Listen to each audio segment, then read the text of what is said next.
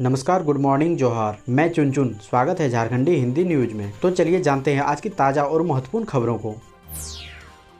आज की पहली और बड़ी खबर, जैक के 10वीं व 12वीं की परीक्षा रद्द। 9वीं व 11वीं की परीक्षा में प्राप्त अंकों के आधार पर जारी होगा रिजल्ट। झारखंड एकेडमिक काउंसिल की 10वीं और 12वीं की परीक्षा रद्द करने का आदेश जारी हो गया है। मुख्यमंत्री हेमंत सोरेन की इस पर स्वीकृति मिलने के बाद माध्यमिक शिक्षा निदेशक हर्ष मंगला ने बुधवार को इस संबंध में आदेश जारी किया है। इसमें कहा गया है कि कोरोना संक्रमण के कारण विगत शैक्षणिक सत्र के विद्यालयों का भौतिक संचालन नहीं हो रहा है। वर्तमान में परीक्षाएं आयोजित करने की भी स्थिति नहीं है। ऐसे में 10वीं और 12वीं की परीक्षा को रद्द किया जाता है। जारी आदेश में यह भी कहा गया है कि इन कक्षाओं के विद्यार्थियों के रिजल्ट तथा अगली कक्षा में प्रोन्नत करने को लेकर अलग से दिशा निर्देश जारी किया जाएगा।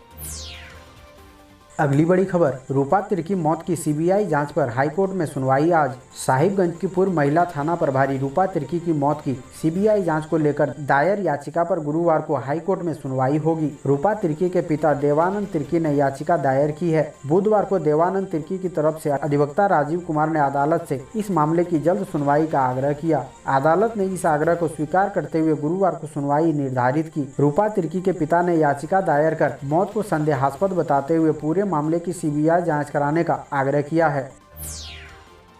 अगली बड़ी खबर, शिक्षक नियुक्ति मामले में झारखंड हाईकोर्ट ने सरकार व जेएसएससी से मांगा जवाब। हाईकोर्ट के जस्टिस डॉक्टर एस.एन. पाठक की पीठ में प्रशिक्षित स्नातकोत्तर शिक्षक नियुक्ति को लेकर दाखिल याचिका पर सुनवाई हुई। सुनवाई के बाद अदालत ने राज्य सरकार और झारखंड कर्मचारी चयन आयोग को पूरक शपथ पत्र दाखिल करने का निर्देश दिया। अदालत ने पूछा है, यदि कोई एक सत्र में 2 डिग्री हासिल करता है तो वह वैध क्यों नहीं है। इस मामले में अगली सुनवाई 5 जुलाई को होगी।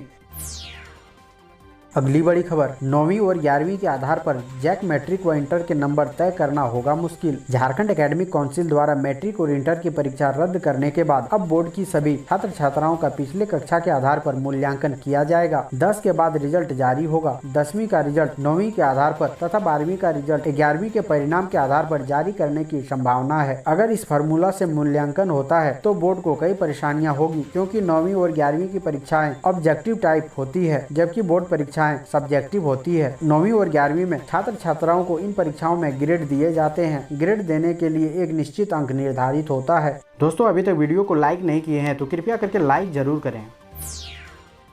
अगली बड़ी खबर, झारखंड में डोर टू डोर सर्वे में चौंकाने वाले आंकड़े। अप्रैल मई में 43% मौतें ज्यादा हुई। कोरोना की पहली लहर से ज्यादा दूसरी लहर ने अपना तांडव मचाया है। इसका जीता जागता उदाहरण झारखंड में कराए गए डोर टू डोर सर्वे से सामने आया है। सर्वे से सामने आई जानकारी से खुलासा हुआ है कि अप्रैल मई में 43% मौतें ज्यादा हुई है। झारखंड में एक गहन सार्वजनिक स्वास्थ्य सर्वेक्षण में महामारी की दूसरी लहर के दौरान मौतों की पहली ऐसी डोर टू डोर गिनती से पता चला है कि अप्रैल मई 2021 के दौरान राज्य में 25,490 लोगों की मौत हुई है। अगली बड़ी खबर, कैबिनेट विस्तार से पहले दिल्ली पहुंचे सीएम हेमंत सोरेन। सोनिया गांधी समेत कई नेताओं से होगी मुलाकात। झारखंड में कैबिनेट विस्तार से पहले मुख्यमंत्री हेमंत सोरेन दिल्ली पहुंच गए हैं। यहां पर वे कांग्रेस के वरिष्ठ नेताओं से मुलाकात करेंगे। हेमंत सोरेन के मंत्रिमंडल में एक पद रिक्त है। सूत्रों से मिली जानकारी के मुताबिक दिल्ली में वे कांग्रेस अध्यक्ष सोनिया गांधी, राहुल गांधी, प्रदेश कांग्रेस प्रभारी RPN सिंह समेत अन्य वरिष्ठ नेताओं से मुलाकात करेंगे। इस दौरान मंत्रिमंडल विस्तार को लेकर चर्चा हो सकती है। इसके अलावा बोर्ड और निगमों के गठन को लेकर भी कांग्रेस अलकमान से बातचीत संभावित है। झारखंड में मुख्यमंत्री हेमंत सोरेन की कांग्रेस के वरिष्ठ नेताओं से मुलाकात के बाद राज्य में मंत्रिमंडल विस्तार को लेकर अटकलों का दौर शुरू हो गया है। अगली बड़ी खबर, मिडिल क्लास पर महंगाई की मार। दाल सब्जी में तेजी, मांस मछली की कीमत भी बढ़ी। लॉकडाउन के बीच झारखंड में महंगाई नए रिकॉर्ड बना रही है। इससे मध्य वर्गीय परिवार के किचन का बजट चौपट हो गया है। पहले आलू, फिर प्याज और अब सोयाबीन तेल की कीमत बढ़ गई है। वहीं सब्जी के बढ़ते दाम ने आम आदमी की टेंशन बढ़ा दी है। कोरोना महामारी की मार से धीरे धीरे उबर रहे आम आदमी की कमर को महंगाई ने तोड़ दिया है। जरूरी सामानों के दाम बढ़ने से किचन का बजट बिल्कुल गड़बड़ा गया है। चावल, दाल, आटा, सोयाबीन तेल, चाय, नमक सबकी कीमतों में बड़ा इजाफा हुआ है। हालांकि सरसों तेल की कीमत ने लोगों को थोड़ी राहत दी है। सरसों तेल की कीमत में 5 रुपए से लेकर 10 रुपए प्रति लीटर की कमी आई है। अगली बड़ी खबर, अब दुमका मेडिकल कॉलेज में ऑक्सीजन की नहीं होगी कमी। अडानी के सहयोग से लग रहा प्लांट। कोरोना की संभावित तीसरी लहर को देखते हुए व अन्य मरीजों को अब ऑक्सीजन के लिए किसी भी जिले पर निर्भर नहीं रहना होगा। दुमका ने अब ऑक्सीजन के क्षेत्र में आत्मनिर्भर बनने की दिशा में कदम बढ़ा दिया है। अडानी के सहयोग से जून के अंत तक ऑक्सीजन प्लांट के शुरू होने की उम्मीद है। मंगलवार को प्लांट का अधिकांश सामान गुजरात से दुमका पहुँच गया है। 2 ट्रांसफार्मर भी लगकर तैयार है। प्लांट के चालू होने से मेडिकल कॉलेज अस्पताल के सभी 300 बेड पूरी तरह से ऑक्सीजन युक्त हो जाएंगे।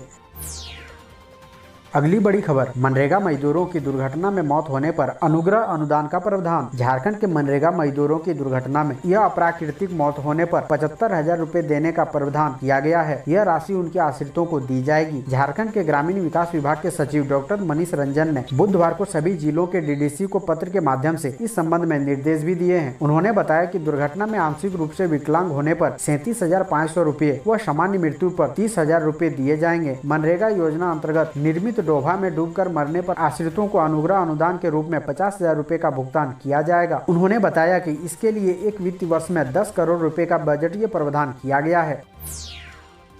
अगली बड़ी खबर चतरा से। झारखंड के चतरा में स्कूल का ताला तोड़कर चोरी करने घुसे 3 चोरों को ग्रामीणों ने पकड़ा, जमकर की धुनाई। झारखंड के चतरा जिले के मयूरहंड थाना क्षेत्र के होसिया पंचायत स्थित पुरेनी उत्कीर्णित मध्य विद्यालय का ताला तोड़कर चोरी की कोशिश करते हुए 3 चोरों को ग्रामीणों ने धर दबोचा। गाँव वालों ने उनकी जमकर पिटाई की और उसके बाद पुलिस को सौंप दिया। घटना मंगलवार की रात की है। जानकारी के अनुसार मंगलवार को विद्यालय प्रबंधन समिति की वर्चुअल बैठक थी। बैठक में शिरकत के लिए सभी सदस्य स्कूल आए हुए थे। मीटिंग खत्म होने के बाद वे अपने अपने घर को चले गए। इसी बीच शाम को 3 युवक स्कूल के आसपास विचरण कर रहे थे। गांव वालों को संदेह हुआ, लेकिन वे शांत होकर उनकी हरकतों पर नजर रखे हुए थे। युवक जैसे ही मुख्य द्वार का ताला तोड़कर अंदर गए, ग्रामीण उन्हें दबोच लिया, जमकर पिटाई की और फिर पुलिस को इसकी जानकारी दे दी गई। अगली बड़ी खबर है हजारीबाग से। ग्रामीणों ने डीलर को राशन की कालाबाजारी करते पकड़ा। 1 माह के जगह 2 माह का कार्ड में अंकित करने का लगा रहे हैं आरोप। कोरोना संक्रमण को लेकर सरकार जहां राशन कार्ड धारियों को मई और जून माह का राशन निःशुल्क देने में लगी हुई है, वहीं डीलर अनाज को गरीबों के बीच नहीं बांटकर उसे कालाबाजारी करने में लगे हुए हैं। ऐसा ही एक मामला हजारीबाग के कटकमदाग प्रखंड के कुसुम्भा पंचायत के ओदरना जमुआरी गाँव में उजागर हुआ है। ग्रामीणों ने यह भी बताया कि जगदीश गुंजू केवल नाम का डीलर है, उसका संचालन उसी गांव के एक दबंग व्यक्ति कर रहा है। इस कारण किसी तरह का मामला हो, गांव स्तर पर ही सिमट लिया जाता है। ग्रामीणों का कहना है कि डीलर मई माह का राशन देने के बाद जून माह का भी चढ़ा दिया है। अगली बड़ी खबर, झारखंड में महामारी घोषित होगी ब्लैक फंगस। इलाज में पोशाकोनाजोल के इस्तेमाल की अनुमति। मुख्यमंत्री हेमंत सोरेन ने ब्लैक फंगस यानी म्यूकोरमाइकोसिस को महामारी घोषित करने के निर्देश दिए हैं। इसे लेकर प्रस्ताव कैबिनेट की बैठक में लेने के निर्देश स्वास्थ्य विभाग के पदाधिकारियों को दिए हैं। स्वास्थ्य विभाग ने इसका संलेख कर लिया है। कैबिनेट की 22 जून को होने वाली बैठक में इस पर स्वीकृति मिल सकती है। बता दें कि ब्लैक फंगस को महामारी घोषित होने से इसके मरीजों की जानकारी जिला प्रशासन व राज्य सरकार को देना अनिवार्य हो जाएगा। साथ ही इस पर नियंत्रण के लिए उपायुक्त की शक्तियां बढ़ जाएगी। अगली बड़ी खबर, आईएमए झारखंड की ओर से 18 जून को राष्ट्रव्यापी विरोध दिवस मनाया जा रहा है। इसके तहत झारखंड में भी व्यापक स्तर पर आंदोलन होगा। इसके लिए पूरी तैयारी कर ली गई है। आईएमए के अध्यक्ष डॉक्टर अरुण कुमार सिंह एवं सचिव डॉक्टर प्रदीप कुमार सिंह ने बताया कि इस आंदोलन को सफल बनाने के लिए झारखंड के हर जिले से संदेश आया है। धनबाद में डॉक्टरों ने भी इस आंदोलन के लिए हरी झंडी दिखाई है। इस आंदोलन से मरीजों को कोई दिक्कत न हो, इस बात का विशेष ध्यान रखा गया है। बताया गया कि अस्पतालों की सुरक्षा के लिए कठोर कानून बनाए जाने को लेकर आंदोलन किया जाएगा। अगली बड़ी खबर, उद्योगों पर हेमंत सरकार मेहरबान, बड़े निवेशकों को बड़ी राहत देने की तैयारी। हेमंत सरकार उद्योगों को बढ़ावा देने के लिए एक नीति में कई नए प्रावधान को जोड़ने की तैयारी में है। सरकार की तैयारियों के अनुसार मध्यम एवं लघु उद्योगों को बड़ी राहत दी जा सकती है। माना जा रहा है कि राज्य में 50 करोड़ रुपए तक का निवेश करने वाली कंपनियों को 25 से 30% तक सब्सिडी देने की घोषणा नई उद्योग प्रोत्साहन नीति में कर सकती है। राज्य सरकार MSMI यानी सूक्ष्म लघु एवं मध्यम उद्यम सेक्टर को भी बड़ी राहत देने के लिए पूर्व के प्रस्तावों से बड़ा अवसर देने की तैयारी में है। सरकार की यह भी कोशिशें हैं कि राज्य में स्वास्थ्य के क्षेत्र में निवेश को बढ़ाया जाए और इस बार मल्टी स्पेशलिटी हॉस्पिटल खोलने पर भी रियायत दी जाएगी। अगली बड़ी खबर, कोरोना की संभावित तीसरी लहर से बच्चों को बचाने की तैयारी में जुटे स्वास्थ्य विभाग व प्रशासन। लोहरदगा में संभावित कोरोना की तीसरी लहर से बच्चों और नागरिकों को बचाने के लिए स्वास्थ्य विभाग तैयारियों में जुटा है। संभावित तीसरी लहर के मद्देनजर उपायुक्त दिलीप कुमार टोप्पो द्वारा जिला एवं प्रखंडों के अधिकारियों व स्वास्थ्य विभाग की टीम के साथ विशेष विमर्श के उपरांत तैयारियों को लेकर कई निर्देश भी दिए। फलस्वरूप लोहरदगा में स्वास्थ्य विभाग ने हर परिस्थिति से निपटने और बच्चों के लिए चिकित्सा व्यवस्था को बेहतर करने की कोशिश कर रही है। इसके लिए सदर अस्पताल में अलग आईसीयू वार्ड बनाया गया है। फिलहाल इसमें 12 बेड की सुविधा तैयार है। अगली बड़ी खबर, साहिबगंज से तिलभिट्टा गांव में आदिवासियों ने तीर व गुलेल से पुलिस पर बोला हमला, 5 घायल। साहिबगंज जिले के रंगा थाना क्षेत्र के तिलभिट्टा गांव में मंगलवार की रात आदिवासियों ने तीर व गुलेल से हमला कर दिया। पुलिस के वाहन को भी क्षतिग्रस्त कर दिया। पुलिस को अपना वाहन छोड़कर पैदल ही वहां से भागना पड़ा। हमले में 5 पुलिसकर्मी जख्मी हो गए। बुधवार दिन में पुलिस जवाबी कार्रवाई करने के लिए गाँव में पहुंची, लेकिन गाँव में सन्नाटा पसरा हुआ था। आदिवासी गाँव छोड़कर भाग गए थे। आपको बता दें कि मानव तस्करी के आरोपित को पकड़ने गई थी पुलिस।